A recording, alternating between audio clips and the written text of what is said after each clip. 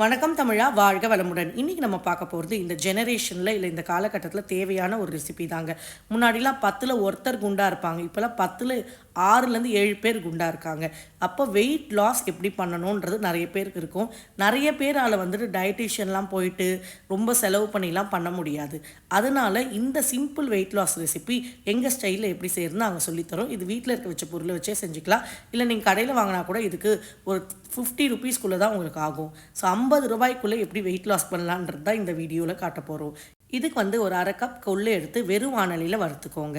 கொள்ளு நல்லா வறுப்படணும். இதுக்கு ஒரு 5லேருந்து 8 நிமிஷம் ஆகும். அதுக்கப்புறமா 1 ஸ்பூன் உளுத்தம்பருப்பு, 1 ஸ்பூன் கடலைப்பருப்பு, ஒரு 7 காஞ்ச மிளகா இதெல்லாம் போட்டு நல்லா வறுத்துக்கோங்க. இது பெடிகி சில்லியோ காஷ்மீரி சில்லியோ கிடையாதுங்க, நம்ம ஒரு நீட்டு மிளகா தான் நீங்கள் போடணும்.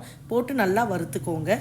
இதுவுமே நம்ம எண்ணெய் இல்லாமல் வெறும் வாணலி நம்ம வறுக்க போகிறோம். இந்த மாதிரி வறுக்கும்போது எப்பயுமே அடுப்பை சிம்மில் வச்சு வறுத்துக்கோங்க. நீங்கள் அடுப்பை ஃபுல்லில் வச்சு வறுத்திங்கன்னா தீஞ்சி போயிடும். அதுக்கப்புறம் தொகையலோ சட்னியோ நீங்கள் எது செஞ்சாலும் டேஸ்ட் நல்லா இருக்காது. இப்போ வந்துட்டு ஒரு சின்ன நெல்லிக்காய் அளவுக்கு புளி ஆட் பண்ணிக்கோங்க. இங்கே நாங்கள் 1/2 கப் கொள்ளுக்கு தான் அளவு சொல்கிறோம். நீங்கள் எவ்வளோ கொள்ளு யூஸ் பண்ணுறீங்களோ அதுக்கேற்ற மாதிரி புளி இந்த அளவும் மாறும். கூடவே நம்ம வந்துட்டு 1/2 கப் கொள்ளுக்கு 1/2 கப் தேங்காய் வந்துட்டு நம்ம சிலுசிலாக இந்த மாதிரி எடுத்து வச்சுருக்கோம். அதையும் ஆட் பண்ணி நல்லா வறுத்துக்கோங்க. இப்போ இந்த எல்லாத்தையும் நம்ம அரைக்க போகிறோம். கொள்ளும் கூட சேர்த்து அப்படியே அரைச்சி எடுத்துக்க போகிறோம்.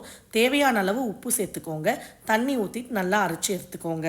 நம்ம அரைச்சி எடுத்தோம்னா இந்த மாதிரி சூப்பராக கொள்ளு தொகையல் ரெடி ஆகிடும். சட்னி மாதிரி வரக்கூடாது, தொகையல் மாதிரி கொஞ்சம் குறைப்பாக இருக்கணும். தண்ணி ஊற்றி ரொம்ப நீத்து போயிட்டு சட்னி மாதிரி அரைச்சிடக்கூடாது.